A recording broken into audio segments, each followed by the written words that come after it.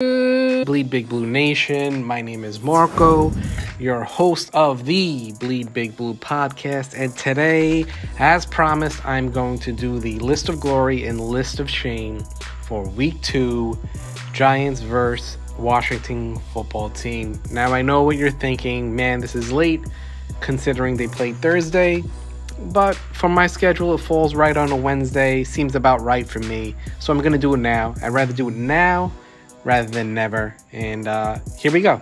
Continuing with the tradition left by Tim of always starting off positive, I'll start the list of glory off positive, and we'll start with an easy one to jump into. Daniel Jones. It's the type of game that you would like to see. Besides the poor outcome, this is what you want to see from your quarterback. 29 of 32, 249 yards, one passing TD, and then on the ground, he went 9 for 95 with a rushing TD. Best of all those stats, 0 turnovers. He looked like how I would expect our franchise quarterback to look like. Basically, no knocks in his game. It has me eager to see more, and I'm hungry to see what he could do. Man, I hope this is the pick. Number 2 on the list of glory is the man protecting Daniel Jones. Andrew Thomas, second solid game.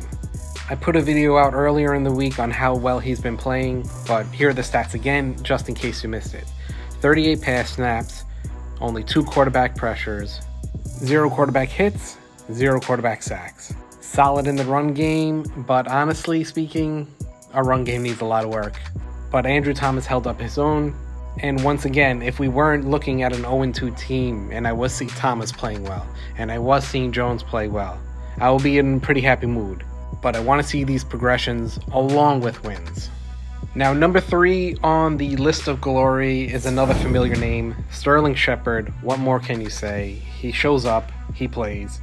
9 receptions on 10 targets for 94 yards. These are not easy catches. It looks like the other receivers are having a hard time separating, but the chemistry between Shepard and Jones is obvious, and you can definitely see it from these past 2 games. So keep what you're doing, and welcome to the list of glory, Sterling Shepard. Now, before I jump into the list of shame, I want to do an honorable mention to Giants kicker Gano, 5 of 5, with a long of 55 yards and 2 for 2 for extra points. That's a monster offensive game, and if you had him in fantasy football, you'd be pretty happy right about now. So I just wanted to tip my cap to Gano and give him an honorable mention because he really did play well. Now on to the list of shame, and first up is easy for me. It's Joe Judge. In my opinion, the Giants didn't look prepared to play this game. Bunch of players getting caught off the sidelines onto the field, multiple timeouts burned, penalties following right after timeouts, and to lose the game on a special teams penalty from a head coach who was a special teams coordinator, it's mind-boggling. The Giants didn't look ready, and I think it was Joe Judge's fault. Trust me when I tell you this, people are going to get really tired of saying that they're really working hard in practice when they don't show up to the games. That's it. That simple. So welcome to the list of shame, Joe Judge. I hope you are not on it often. This is going to be a quick transition to Patrick Graham, would be number 2 on my list of shame. The defensive game that you called was so soft. It was soft like Charmin. I'll throw the Kobe quote in there. So passive, it was just, oh my God, I couldn't even take it. If the Giants are going to suck, especially if the Giants are going to suck this year, at least you want to see them go out fighting. You can't play passive. You can't play 20 yards back and let receivers pick you apart all day. I hope it gets turned around quick, because honestly, that brand of football is not what I want to see. Next up, and number 3 on the list of shame, would be James Bradberry.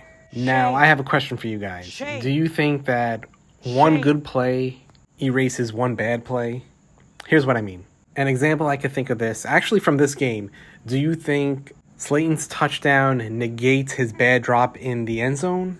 Now, relaying that to James Bradberry, does that one late pick erase all those receptions he gave up? Myself personally, I'm leaning towards no. And especially that the Giants are 0-2, I'm not going to give them the benefit of the doubt. So James Bradberry, the Giants need you to return to form. I need you to return to form. I need the defense to show up. And honestly, I want to put that game behind me and I want to move on to other things. Leave a comment down below and let me know what you think about the List of Glory and List of Shame. Do you think I missed anyone? Hit me up in the comments down below. If you're new here, please hit the like button and subscribe. And I will talk to you guys all tonight, I believe, 10 p.m.